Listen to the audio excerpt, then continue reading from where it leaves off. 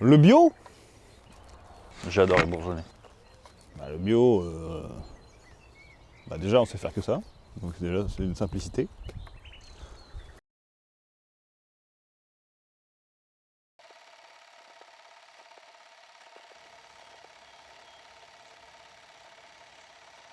Quand je veux, Ouais. à partir de maintenant, en fait. Je m'appelle René Moss, j'ai 71 ans. Je suis Agnès Moss. J'étais vigneronne avant. Maintenant, je suis maman de deux vignerons. Joseph Moss, du domaine Moss. Je m'appelle Sylvestre Moss. Donc, je suis Adeline Luçon, je suis la compagne de Sylvestre. Je suis au domaine depuis septembre 2020. Le domaine a été créé par mes parents. Le domaine Moss, en 1999.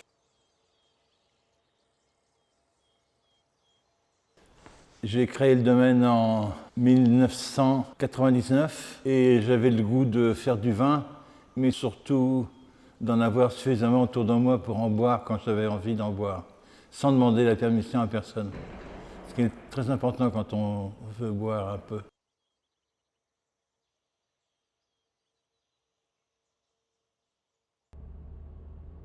À la base sur 7 hectares, pour atteindre 15 hectares aujourd'hui. On est dans la partie de l'Anjou noir, donc on n'est pas sur les calcaires qu'on peut trouver vers Saumur, un petit peu plus à l'est, mais là on est vraiment sur le schiste noir de l'Anjou. Bon, les vignes qu'on a trouvées n'étaient pas les plus belles. Ils ont repris une exploitation qui était fière d'avoir été la première exploitation à utiliser des herbants chimiques. Il était extrêmement fier parce qu'il avait été le premier du village à pouvoir partir en vacances grâce à la chimie, au Roundup et tout ça, quoi. Pas déjà partir en vacances, mais d'arriver.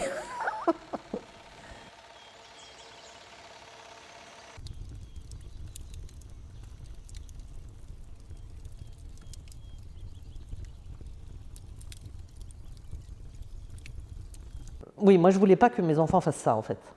Enfin, je voulais pas, parce que je discutais souvent avec des copines vigneronnes qui me disaient oui, on fait ça pour les enfants. Je disais non, je fais pas du tout ça pour mes enfants. Moi, c'est un truc de passion, quoi. Si t'as pas, si tu vas pas, ça se transmet pas une passion. Enfin, Et donc j'ai 19 ans et je vais tailler. Et en taillant, je me dis, ok, il y a un truc intéressant sur le végétal. Prendre en compte ce qui a été fait dans les années précédentes, emmener la vigne vers quelque chose de joli, de sain, de bien réparti, d'aéré. Pas une sculpture, mais tu vois, un truc un peu joli, quoi. Et surtout, pas juste tailler de la vigne pour tailler de la vigne, mais se dire qu'après, ça va faire un fruit qui après va être un jus de fruits, puis un vin. Je trouvais ça plutôt cool. J'ai essayé de me former un petit peu ailleurs pour revenir au domaine avec une expérience un petit peu complète du monde du vin, que ce soit en restauration, en vente, en production. En 2014, ils ont intégré le domaine. Puis, quelques années après, ils l'ont pris en main. Évidemment, de reprendre le domaine et de garder les lignes directrices qui avaient été établies par mes parents, mais aussi d'amener des petites expériences d'ailleurs pour apporter aussi ma touche personnelle, quoi, finalement. On a continué à faire ce qu'on savait faire, grosso modo, ce qu'on avait appris pour moi en Bourgogne et en Afrique du Sud, mais aussi ici, parce qu'une bonne partie de l'expérience est venue des années que j'ai passées ici.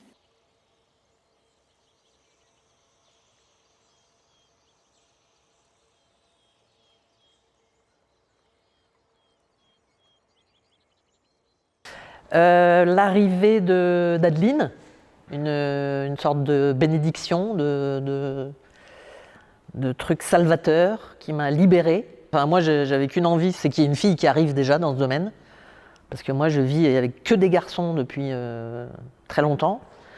Les employés sont des garçons. D'avoir une fille, là, c'est génial. Les gars ont beaucoup d'idées, par exemple faire du vermouth, faire de la gnôle, tout un tas de choses un petit peu compliquées administrativement parlant. Et Agnès, elle était un peu épuisée de tout ça, et donc je suis venue apporter un peu ma pierre à l'édifice en cadrant tout ça, quoi.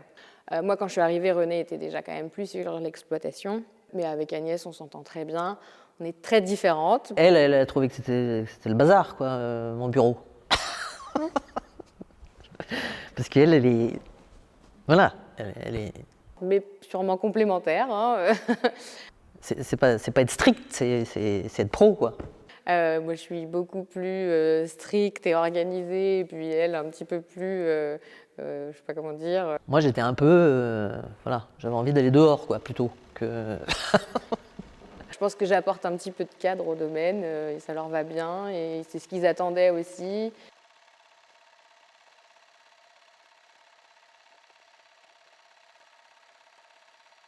Après, on a la chance avec les gars d'avoir un héritage assez chouette, parce que le nom est déjà un peu connu. Quand les gars ont repris le domaine, finalement, les clients n'ont pas trop évolué. On a gardé beaucoup de clients historiques.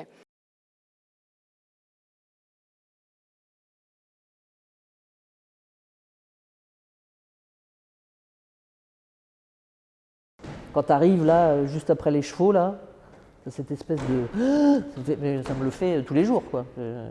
Comme une respiration, un truc. C'est beau, c'est agréable. L'endroit, là, le chai, c'est super, quoi. On a mis très longtemps à réussir à le construire. C'est vrai que le nouvel endroit, il est quand même, c'est quand même formidable, quoi. On sent qu'il y a moyen de bien faire. C'est un endroit, je pense, assez agréable à travailler, quoi. Ils ont chacun trouvé leur place dans le domaine. Sylvestre fait plus les travaux agricoles, les travaux de sol, et Joseph s'occupe un peu plus du vin. Voilà. Puis s'en occupe aussi tous les deux ensemble, quoi.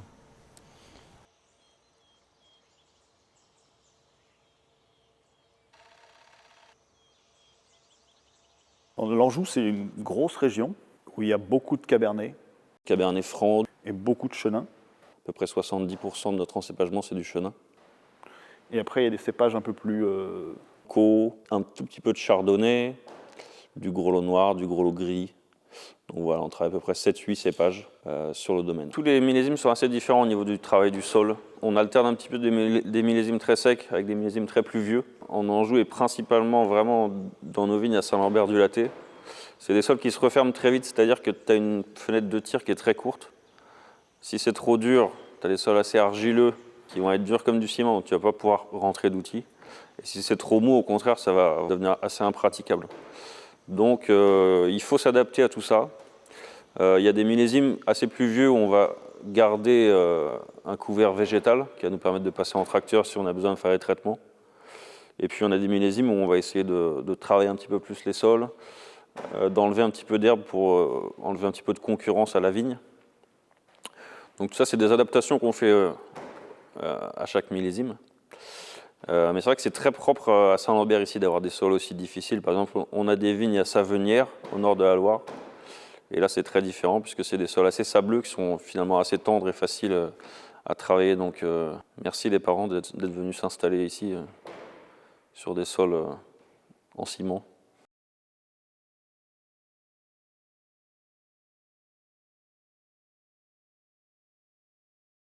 Que dire pour les sols?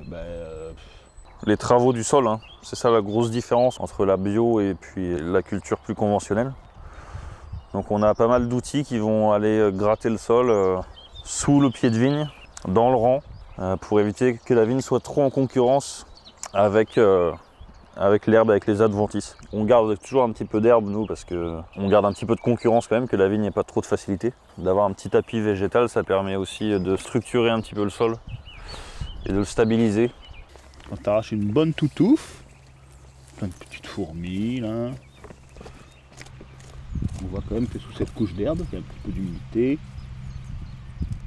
des micro-racines. C'est bien ça pour aérer le sol. Ah bah oui, le choix du bois qu'on va planter, il est primordial, je pense.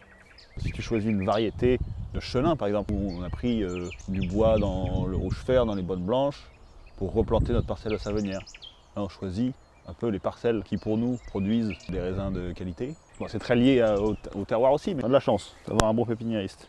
on va garder des branches de vieilles vignes, donc qui ne sont pas des clones, mais qui sont des vieilles vignes massales pour les regreffer et ainsi reproduire les vignes qui sont en bonne santé. Et oui, c'est très important, parce que tu identifies les cèpes qui sont en bonne santé, qui ont de la vigueur, qui produisent pas trop, qui n'ont pas trop de force, et tu peux les reproduire pour replanter des jeunes vignes. Donc on a sélectionné des vieilles vignes dans les bonnes blanches et on les reproduit à Savenières pour essayer d'avoir des vignes de qualité, quoi.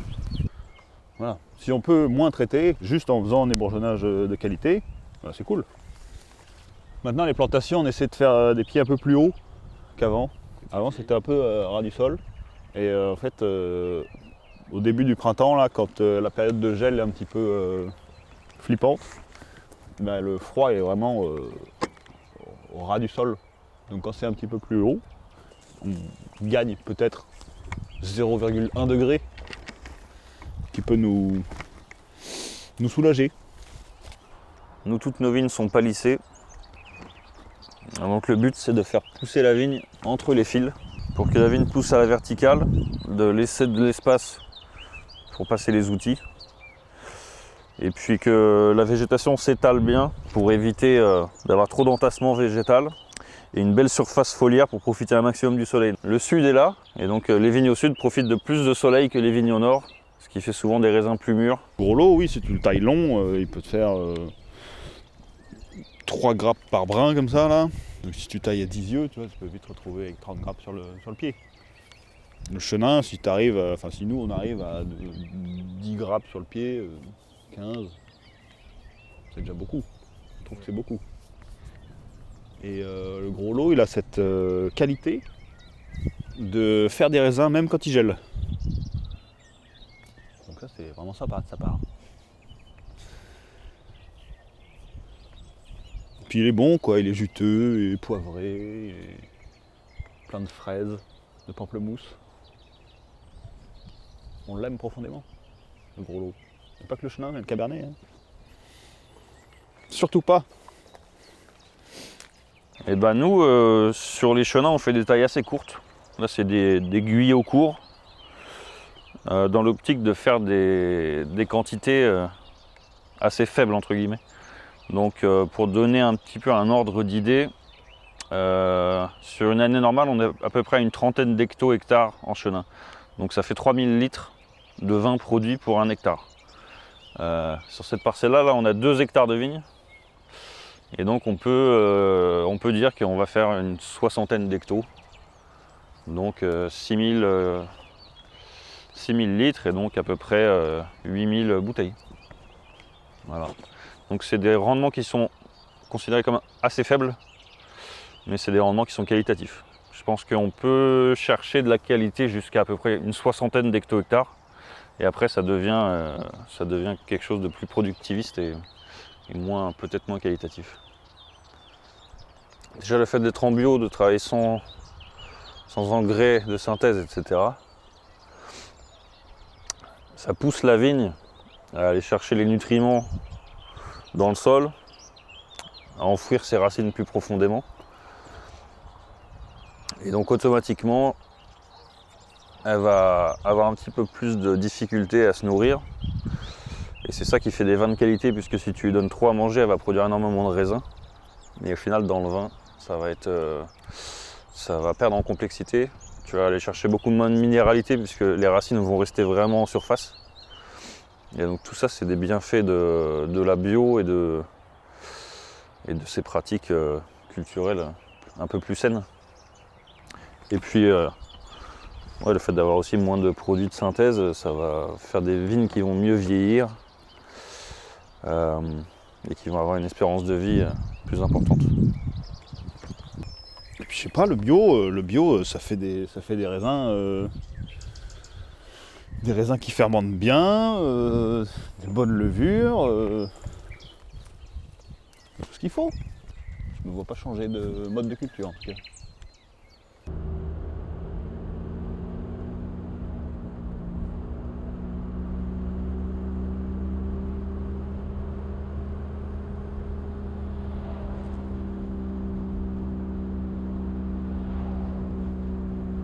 Il y a eu un premier travail de remise en forme des vignes telles que mes parents le souhaitaient. On a arrangé au fil du temps, à notre manière.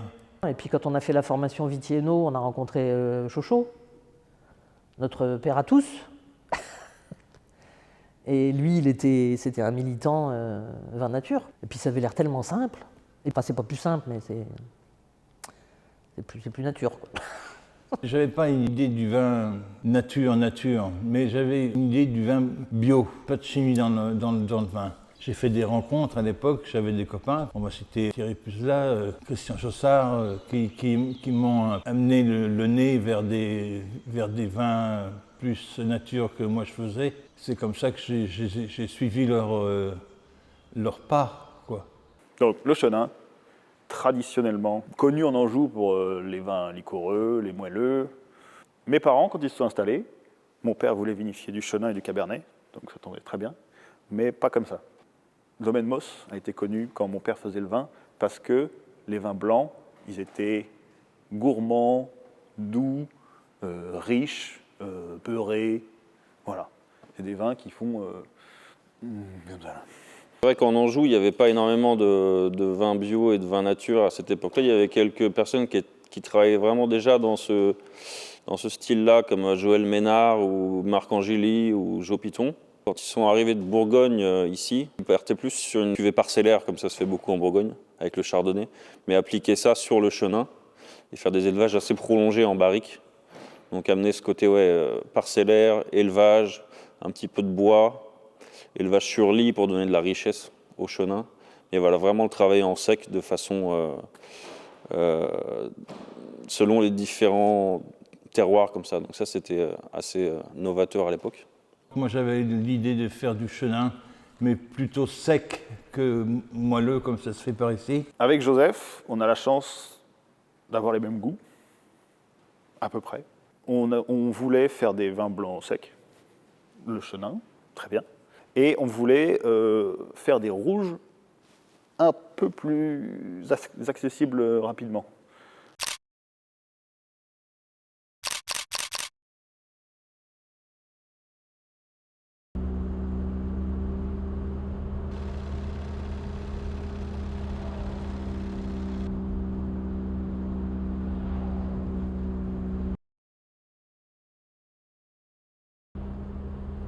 En tout cas, on a gardé la sélection parcellaire. On a aussi amené des petits changements au niveau des rouges, On a décidé de faire des macérations plus courtes. puisque les parents ils faisaient des cabernets francs assez structurés, voire très structurés. Et nous, on a amené, de par nos expériences à l'étranger, plus des vinifications un petit peu plus en douceur, des petites macérations carboniques, des petites macérations grappes entières qui vont plus faire des petits rouges de soif. Et des vins un petit peu moins gastronomiques, mais qui vont s'adresser à un public plus de bar à vin, de petites terrasses, tranquilles.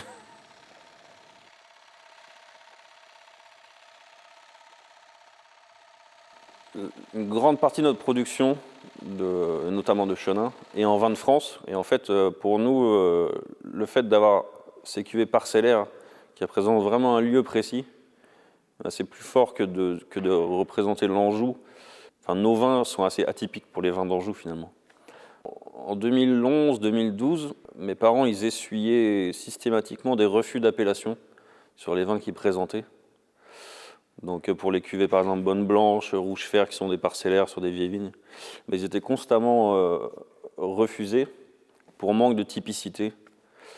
En fait, c'est les juges qui, à la dégustation, trouvaient que ça ne ressemblait pas à du vin d'Anjou. Donc à partir de là, le domaine est passé de plus en plus en vin de France, cuvée par cuvée. Et donc effectivement, on s'identifie plus à un terroir en particulier que vraiment à la région Anjou. C'est un peu dommage de ne pas pouvoir marquer sur nos étiquettes que ce sont des vins d'Anjou, parce qu'on est fiers d'être ici, etc. Mais malheureusement, encore aujourd'hui, quand on veut présenter un vin à l'appellation, souvent on a des refus parce qu'on fait du vin qui est assez différent de tout ce qui se fait autre part. Ça vaudrait peut-être le coup de se battre plus, d'aller au comité de dégustation, de prendre part aux décisions qui sont faites au niveau régional, au niveau de l'appellation. Mais l'Anjou, si c'est pour y aller et goûter des mauvais vins, ça ne m'intéresse pas.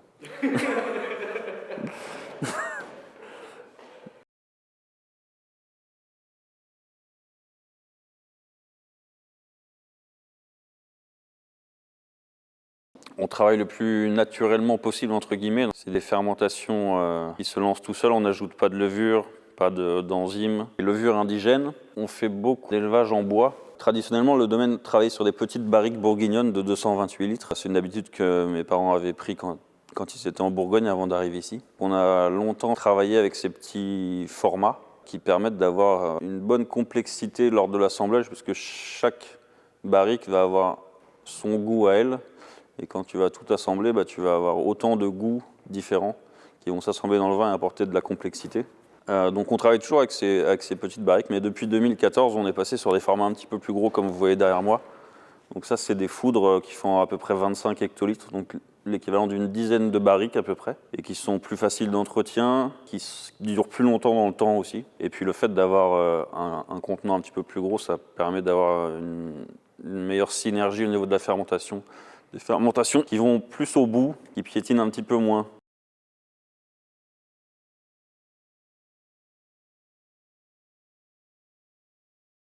C'est pas que notre goût du vin qui nous a orientés vers ça, c'est aussi le climat qui a changé hyper vite entre le moment où mes parents faisaient du vin et le moment où nous, on a commencé à faire du vin. On a commencé à avoir des années plus sèches, des étés plus chauds, des dates de vendange bien avancées dans le temps. Mes parents ont commencé à ramasser les raisins fin septembre, début octobre. Nous, ça arrivait qu'on commence fin août. Donc il y a eu un changement au niveau de la température des raisins quand on les ramenait à la cave. Du coup, les fermentations, tout a changé très vite. Donc à la fois, on a eu une volonté de faire des vins un petit peu plus accessibles, enfin faire des blancs secs, moins de richesse, même si on est sur un cépage qui apporte avec lui toujours beaucoup de complexité. Et des rouges, plus faciles, quoi. Le climat a beaucoup aidé. Enfin, aidé. Orienté aussi.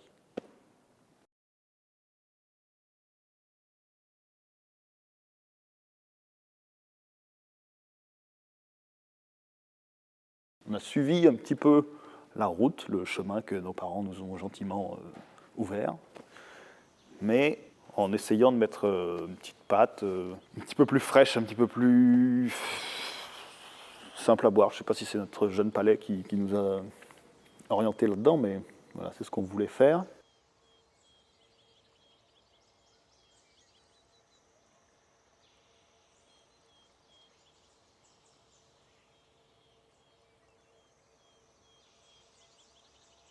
Ils se baladaient avec maman dans les vignes et ils goûtaient les raisins comme ça. Et en goûtant les raisins, avant les vendanges, ils ont dit là on est dans les bonnes blanches. Et là, là il y a un truc.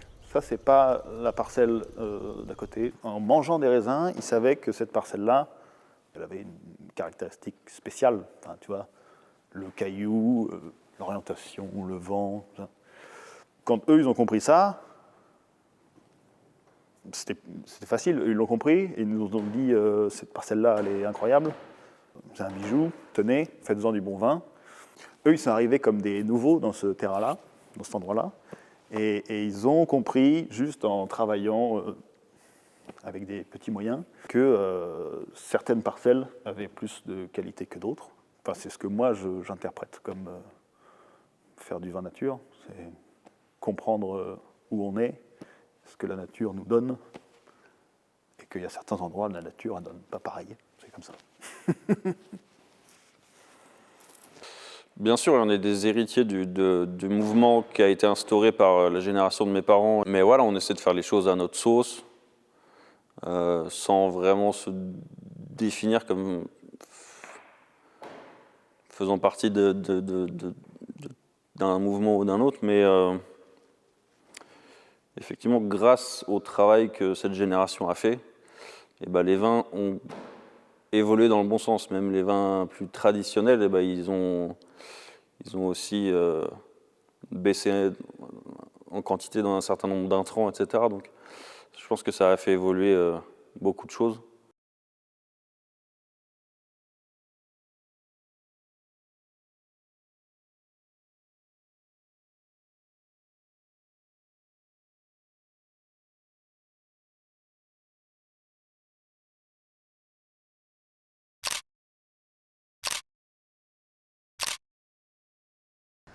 Bah, fière, je sais pas trop ce que ça veut dire, mais je suis contente.